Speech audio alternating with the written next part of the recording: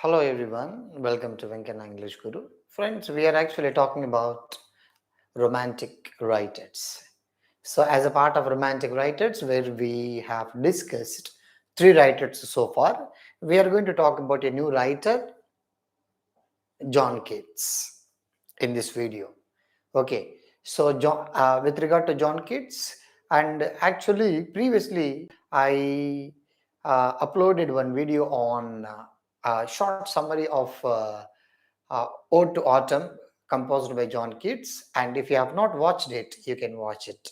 And if possible, tomorrow I'm planning to upload Ode to Nightingale, the shortest summary and the shortcut techniques for reading the points to be remembered for writing different examination or to Nightingale.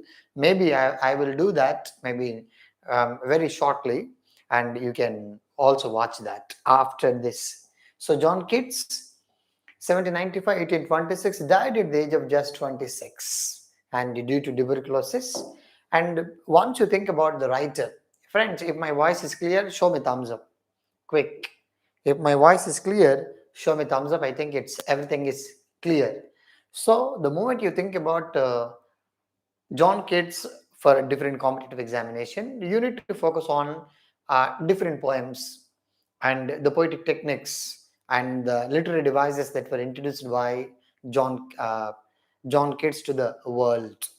So you can see was born in Moorgate, London on 31st October 1795 to Thomas Keats and Francis Jennings. There were a couple of bits based on who is the beloved of John Keats. That was also a bit you need to know. And was an English romantic poet, late romantic poet, and was one of the main figures of second generation of romantic poets. And the first generation Wordsworth, Coleridge, Southey, and the second generation Robert P.B. Shelley, John Keats, Lord Byron, and other writers. And figured second generation poets along with Lord Byron and P.B. Shelley. He was the eldest of four surviving children. In April 1804, when Keats was 8 and his father died, lost his father when he was 8. And when Keats was 14, his mother died of tuberculosis. Most of the writers, John Keats died of tuberculosis. Robert Louis Stevenson died of tuberculosis. D.H. Lawrence died of tuberculosis.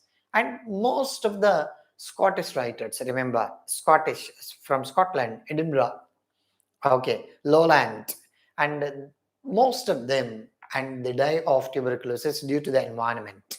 So, and John Keats also died due to tuberculosis. This featured a couple of times in different examinations, remember. So, some basic information. Next, the poetry of Keats is characterized by mainly three important poetic techniques: negative ability, synesthesia, egoistical sublime or sublimity. These are the three important poetic devices that were discussed or presented to the world of in his literature. So, sensual imagery, which is nothing but, and synesthesia. What I'll give you one small example. Like, and when you read a poem, and when you read the poem, you feel like you visited it. You feel like somebody is narrating the real incident. And for example, whenever you read your national anthem, for example, the moment from my childhood onwards, whenever I read Janagana Mana, and there will be a kind of vibration. So this kind of vibration. So the process of reading poetry, the process of reading literature, which provides an opportunity to have to which affects your senses. Maybe, and there are some people, and they love to read, they love to watch, they love to listen. And so, for example, I used to mock it at some people, and we used to come far away from other parts of the world and to a conference. When they come to the conference 1,000 miles away, and they come to the conference and they read the poetry of a few lines for 10 to 15 minutes, and they complete their presentation. So I used to market those people for reading one or two rhymes. Is it necessary to this person to come all the way from Ireland to Hyderabad? That is what synesthesia, where you can find it. So synesthesia, the process of affecting, it is not required to read poetry, read the lines. By looking at the picture, you will get the sense. This is called synesthesia. It is not required to listen to the poem. Just you can. It is not required to read the real script. If you listen to that, and you will get all kinds of experiences. That is called synesthesia. So the process of affecting your senses. It can be a poem, it can be a novel, it can be a drama, it can be any form of literature. But here, with regard to poetry, in school days, most of the kids, their songs are small lyrics but followed by beautiful pictures. It is not required to the kids to read the poem because they may not understand the poem. They do not know the letters, words, phrases, but simply by looking at the picture, they get a lot of enjoyment and fun and interest towards reading. Basic. This is called synesthesia. And negative capability, as I told you, there is a lot of discussion with regard to negative capability. Stay tuned. And his father first worked as the hostler at the stables attached to this Fan and Hope him. And the father was a hostler. And having finished his apprenticeship with his husband, Keats, and desisted as a, what was the first profession of John Keats? Couple of times it was asked. So, and he was a medical student, and as he worked as a dresser at the hospital. In October, Clark introduced and Keats to the influential Leigh Hunt, a close friend of Byron and Shelley, where we discussed. He was also a part of Revolutionary Poets. He was also a part of Cockney School of Poets, where I discussed when we discussed P.B. Shelley. So he was also a member of Revolutionary Poets, Cockney School of Poets. And Clark, it was Clark and who introduced all these revolutionary writers. Next one, Keats first met Frances, the beloved, the lover of Keats. Never married, but he fell in love with a lady, but she did not accept his love, and she wanted him to be a good friend. So Frances, Fanny Brown, remember, the beloved of, you will get a bit, and writers and beloved, you need to match in the examination. Very difficult bit. Keats first met and Fanny Brown in 1818 and developed an intimacy with Keats. And he gave her the love sonnet Bright Star. This is addressed to his beloved Fanny Brown. And their love remained unconsummated. Jealousy for a star began to gnaw at him. And John Keats died at the age of 26 in Rome on 23rd February 1821, was buried in the Protestant and cemetery Rome. It was buried at Rome itself. Okay, see. So, major important one is Fanny Brown, the beloved of John Keats. And the Bright Star, the poem, it's a sonnet that is addressed to Fanny Brown. And died at the age of 26 due to tuberculosis. Where? Rome. Remember, while watching, like our video, share our video to your friends who are not into the class. Okay. Next, the Cockney School of Poets. Next, it was Lockhart at Blackwoods. It's a magazine. And who coined the defamatory, abusive word, Cockney. So, when you say the word Cockney, which means this is not accepted. For example, when you say someone, when you call someone by using and the region or religion, and people do not accept. In the same way, Cockney, it's a low kind of language, low kind of English, which is used by low people, poor class people, and uneducated people. And this is actually attributed to these writers. Defamatory term Cockney school for Hunt, W.H. Hunt, and Leigh Hunt and Hazlitt and Keats. The Cockney. The dismissal was as much as political and literary, aimed at abstract young writers and deemed uncouth of their lack of education. Uneducated. So the word Cockney is actually attributed to uncivilized people, according to Blackhart. So uneducated, low education, because they are not from and they did not study their education either Oxford or Cambridge or Eton, and they might have studied in local schools. And non-formal rhyming and low diction. So because of these, so lack of education, uncouth kind of aspects, and non-formal rhyming and low diction. They had not attended Eton or Harrow, Oxbridge or other universities. Hence they were called Cockney. Okay, Cockney School of Poets. Remember, my friends? Next, 7 weeks after the funeral, Shelley memorialized Keats in his poem Adnoise. And we spoke a couple of times. Adnoise refers to a popular pastoral elegy written on the death of John Keats. And this is composed in stanza and stanza, which means 9 lines. Out of first 8 are iambic pentameter and the last line iambic hexameter, which is also called Alexander, introduced by Edmund Spenser and used by P.B. Shelley in the poem Adnoise. The popular pastoral elegy, which is written on the death of John Keats by one of his close friends, P.B. Shelley. In 1848, 27 years after Keats' death, Richard Monckton Milnes published the first biography, the first biographer of John Keats, and Richard Monckton Milnes. Next, helped Keats within the canon of English literature. So, and the first biographer who brought John Keats into limelight, the biographer Richard Monckton Milnes. The PreRaphaelite Brotherhood, this is very important because these are the writers, as we discussed previously. Synesthesia, the process of conveying one's message, one's information, one's meaning through the senses. So when you read the poetry of John Keats, it appeals to your senses, your body, your heart and your eyes, your ears. You feel like you have listened to that. You feel like you have seen that. You feel like it touched your heart. So, and that is what the loaded words that he went on using. Hence, this is attracted and by this PreRaphaelite Brotherhood. And during 1832 to 1848, there used to be wonderful poets and painters.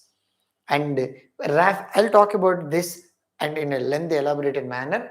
And these were the writers who believed that our emotions can be expressed through poetry. It is known to everybody. In the same way, our emotions can also be expressed through painting. So by looking at the painting and the way he paints, you can identify the kind of personality, the kind of physical structure, the kind of emotional background that he or she comes from. This is what the main belief of PreRaphaelite Brotherhood. They believed that our emotions can be expressed not only through poetry but also through art painting. So, and they took inspiration from John Keats. And who are all of them? I told you previously. D.G. Rusty, Krishna Rusty, William Morris, S.S. Swinburne, J. Milais, T. Woolnough, Ford Murdoch Ford, Frederick George Stephen. There are plenty of writers. Okay. And Milais, J. Milais, popular painter, and Rossetti, the leader of PreRaphaelite Brotherhoods, were inspired by the ideas of John Keats, the process of presenting one's ideas not only through poetry but also through painting. Were inspired by Keats, painted scenes from his poems including The Eve of St. Agnes, Isabella, and La Belle Dame Sans Mezzo, where they painted certain pictures according to the poem.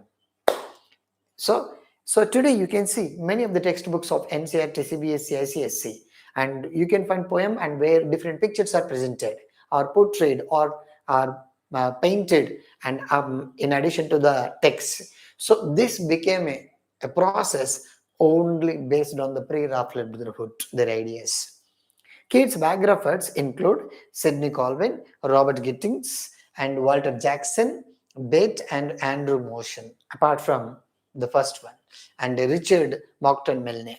So all these were the biographers. Sometimes you will get a bit, who of the following is not a biographer of John Keats? You should also have. His earliest words in his Imitation of Spenser.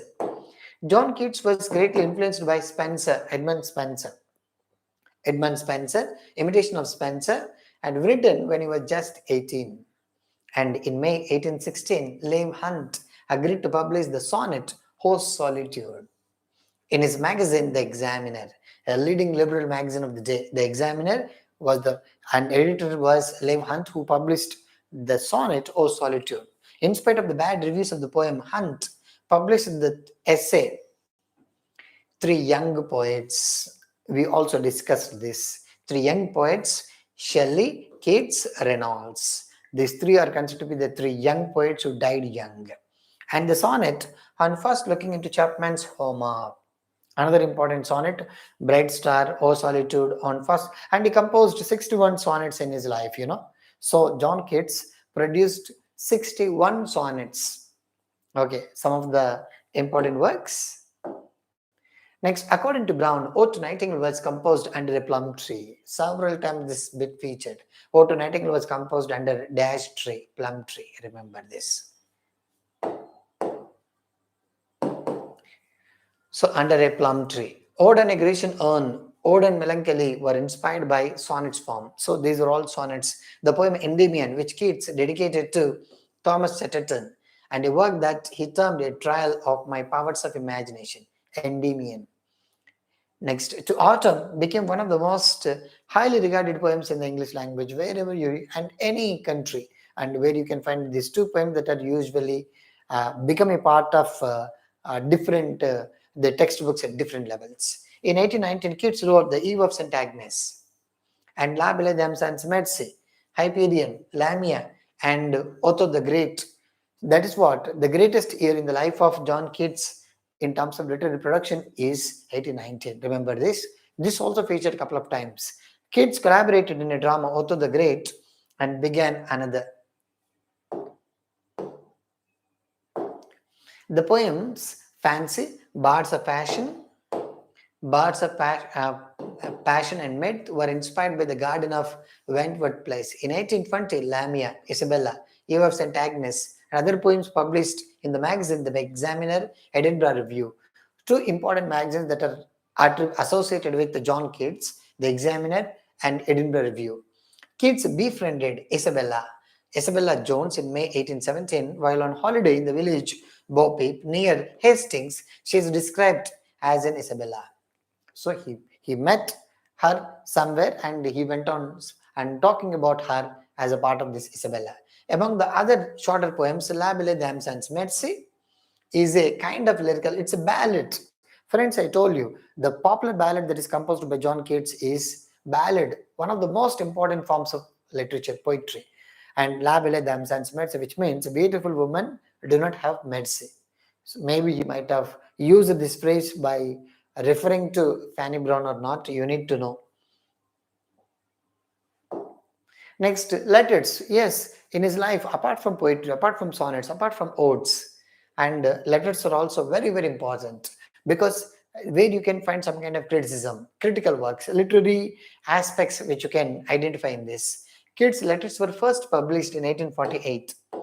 After its death, 1848 and 1878, T.S. Eliot described them as certainly the most notable and most important ever written by any English poet. So the letters, that kind of inspiration that he received. He wrote later, very popular definition, very popular statement. Several times this bit featured apart from the definition of poetry. I am certain of nothing but the holiness of the heart, affection, and the truth of imagination. Very popular statement where he talks about importance of imagination, affection. My imagination is a monastery and I am its monk. I am its monk. And Keats notes to Shelley, a popular other important dialogue of John Keats. Next, native capability. This is what very important. Several times, my friends, not just one or two. Uncertain state of mind. When a man is being uncertain, difficulties, and where you can find this popular definition. So learn. So what is native capability? Use the term native capability to discuss the state in which we are capable of being in uncertainties. We will have a lot of uncertainties, capable of being in uncertainties, mysteries, doubts, without any irritable reaching after the fact and reason, and being content with of knowledge, where one trusts in the heart's perceptions. So simply, native capability refers to uncertain state of mind.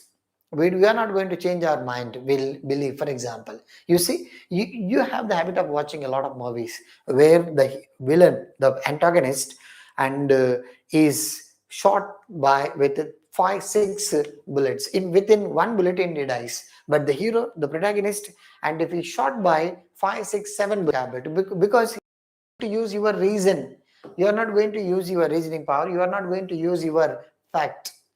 When the villain when the villain approaches the heroine and proposes several times, she doesn't accept. But when hero proposes it once, she accepts. But you can identify the kind of fact How come it becomes a reality?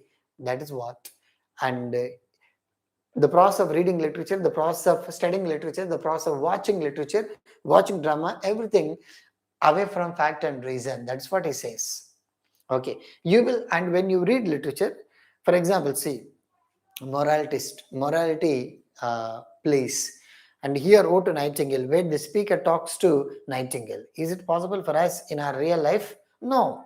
But the author says as if he is speaking to the or Nightingale, as if he is speaking to autumn. This is called uncertain state of mind, where you are not you have a lot of uncertainty, you have a lot of mysteries, you have a lot of doubts. But what do? You might have spoken to Nightingale, and hence he wrote this poem, and you accept it, and you give priority to heart's emotions, and heart's perceptions are very important rather than your reasoning or fact. When you read literature, when you watch something, children have a lot of fables where there are number of dialogues between various characters. But do you really believe that, and they really happen in practical life? No. But what do? We give importance to arts perception, and we recognize and we accept. And where we don't give any priority to our uncertainties, mysteries, or facts or reason. This is very important to a writer, according to John Keats. And this process, which you can say native capability, and who had a lot of native capability, who convinced a number of audience to accept his ideas without uncertainties, doubts, or anything, without using any fact and reason, where audience were able to use only heart's perceptions, not other aspects. It was Shakespeare. So refers to uncertain state of mind. According to Keats, Shakespeare possessed negative capability. Very, very, very, very important. Who possessed a lot of negative capability? It was Shakespeare.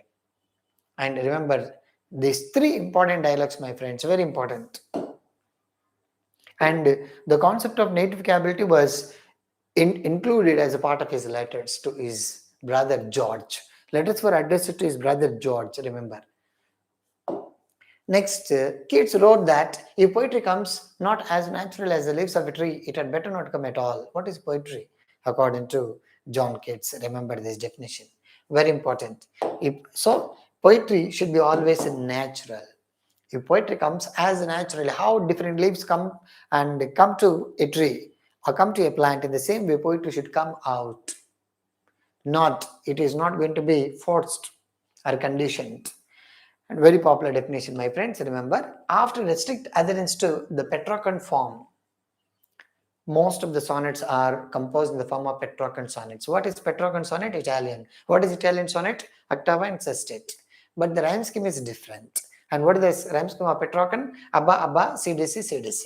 Remember. So he imitated in the form of, he composed 61 sonnets where he used Petrarchan style of writing sonnet.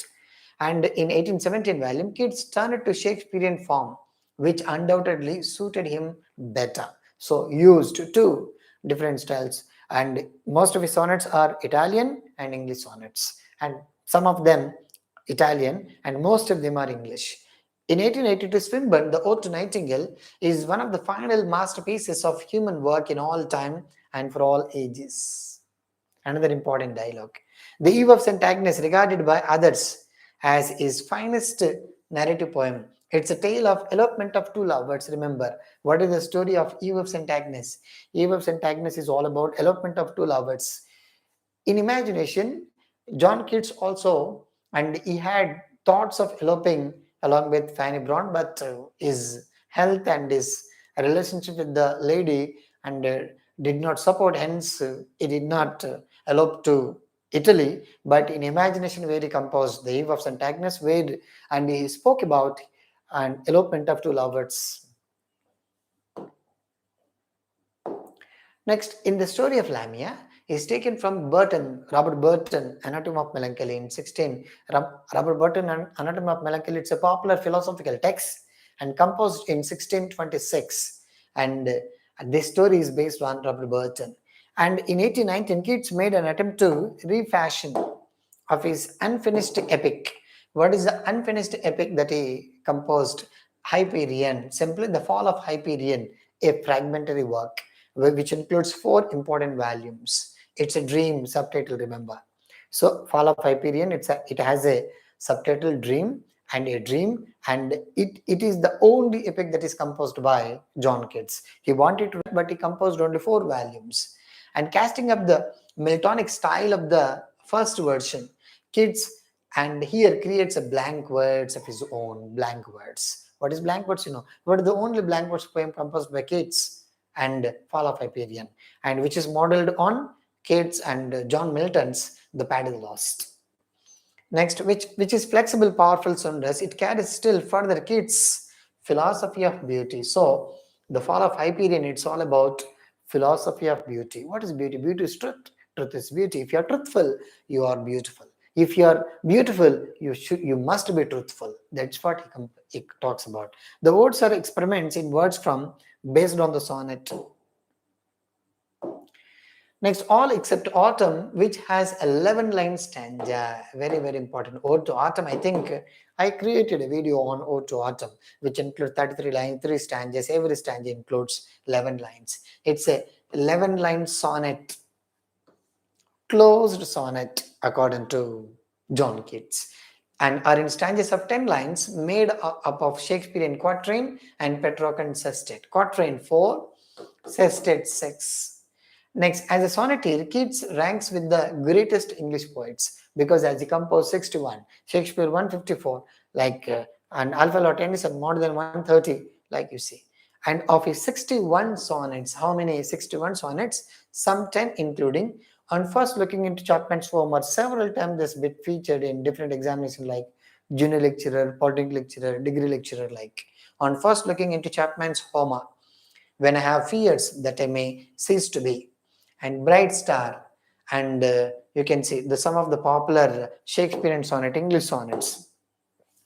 Friends, you need to. Next, what are the popular works? And Ode to Nightingale, Ode on Aggression, on Ode to Psyche, Ode to Autumn, Ode on Melancholy, Ode on Indolence, and Ode to Fancy, some of the popular odes. And Bards of Passion and Mirth, lines on the Mermaid Tavern, Robin Hood, Ode to Apollo. Next, I stood tiptoe upon a little hill, and Calidore, a fragment, to Georgia and Augusta. Next, Imitation of Spenser, some of the popular works. On Death, Women, Wine and Snuff. Isabella, the subtitle very important, The Pot of Basil. What is the subtitle of Isabella? The Pot of Basil, very, very important. And Hymn to Apollo, Ode to Apollo, Hymn to Apollo, remember my friends. And The Eve of St. Agnes. Next, you can see to my brother George. All the letters were addressed to his brother George. To a friend who sent me some roses. Whose solitude if I must with the dwell. Next, on first looking into Chapman's Homer, on leaving some friends at an early hour, addressed to Haydn on the grasshopper and cricket. It's a sonnet. And sonnet to Byron, sonnet to Chatterton, sonnet to Spenser. Ode to Spenser, Imitation of Spenser, and sonnet to Spenser. Remember, 3. Ode to Spenser, Imitation of Spenser, sonnet to Spenser. Friends, only some confused kind of Endymion, a poetic romance, book 1, 2, 3, and 4. Lamia, part 1 into Hyperion, a fragment, unfinished, and book 1, 2, 3. And some of the popular quotations, you see, my heart aches and the drowsy numbness pains, my sense as though of hemlock I had drunk. The beginning line of, because you need to know at least the popular poems and the beginning line and ending line, important lines, very, very important for your examination. And Ode on Aggression on, though still unravished bride of quietness, and heard melodious as sweet, those unheard are sweeter. John Keats, Ode on Aggression on. Give me books, French wine, fruit, fine weather, and little music played out of doors by somebody I don't know. I think of beauty, joy forever. I think in my one of the videos I may give you something. Next, I think of beauty, joy forever. It's a popular line, beginning line of Endymion. And I am certain of nothing. It's a popular definition. And nothing ever becomes real till it is experienced. The poetry of the earth is never dead. The poetry of Keats is never dead. Still it is in process. Some of the popular lines. These are the important points that I wanted to talk about with regard to John Keats. We'll be talking about, you can watch Ode to Nightingale video tomorrow in the morning. Okay, maybe tomorrow in the morning or in the afternoon. Ode to Nightingale, the short summary. And if you have not watched Ode to Autumn, you can watch it. It is already there, it uploaded version.